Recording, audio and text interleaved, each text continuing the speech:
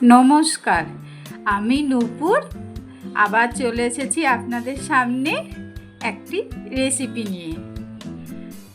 রেসিপিটির নাম হলো বেগুন সুন্দরী। নিরামিষের দিন এটা একটা খুব ভালো রেসিপি। নিরামিষের দিন সবাই ভাবি আমরা কি করি। এই বেগুন সুন্দরী করে একবার দেখবেন, গরম ভাতের সঙ্গে খুব ভালো লাগে। চলুন দেখে নি তাহলে আমি এটা কি করে বানিয়েছি। এটির জন্য লাগে লম্বা বেগুন, কিন্তু আজকে বাজারে কর্তামশাই আমার লম্বা বেগুন পায়নি, তাই মাঝারি সাইজের একটা বেগুনই নিয়ে এসেছে।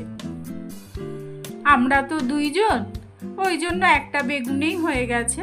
একটা বেগুনকে 6 পিস করেছি, দেখুন এইভাবে কেটে ফেলেছি আমি। এর মধ্যে 1 চামচ মতন সর্ষের তেল, 1 চামচ হলুদ আর পরিমাণ মতন একটু নুন দিয়ে মেখে আমি রেখে দেব কিছুক্ষণের জন্য, যাতে নুন হলুদটা বেগুনের মধ্যে ভালোভাবে ঢুকে যায়।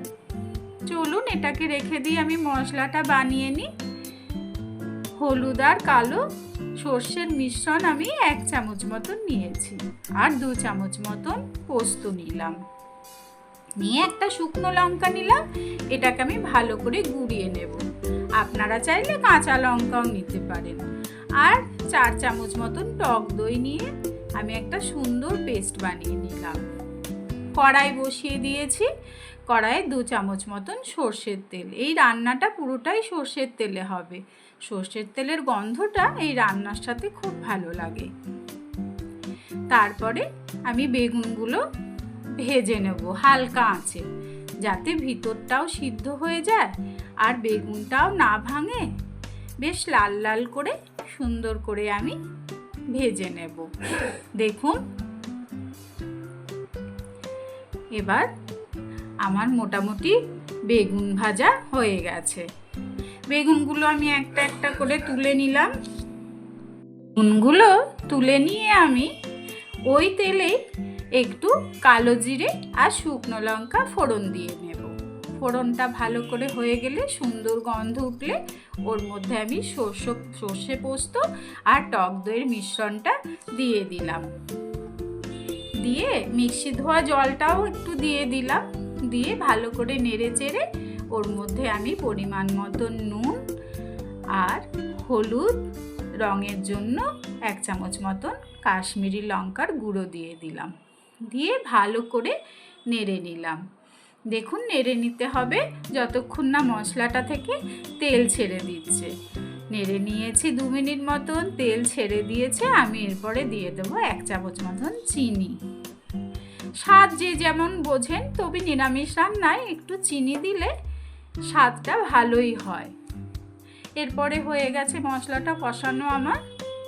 আমি বেগুনগুলো একটা একটা করে মশলার মধ্যে দিয়ে দিলাম, দিয়ে 2 মিনিট মতন ঢেকে দেব।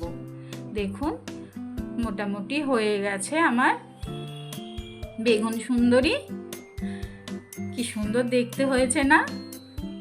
যদিও এটা শীতকালের খাবার, আমি গরমকালেই বানালাম। ওপর দিয়ে ধনেপাতা কুচো আর 2টো চেরা লঙ্কা দিয়ে আমি এবার এটা 2 মিনিটের মতন গ্যাসটা অফ করে ঢেকে দিলাম। দেখুন হয়ে গেছে পুরো একদম। কে কোত্থেকে দেখছেন আর ভিডিওটা কেমন লাগলো আমাকে একটু জানাবেন কিন্তু।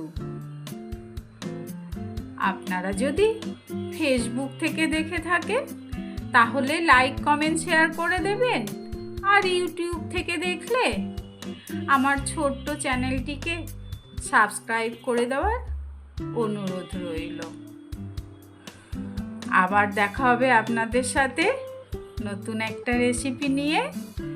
ততক্ষণ আপনারা সবাই ভালো থাকবেন, সুস্থ থাকবেন, সাবধানে থাকবেন।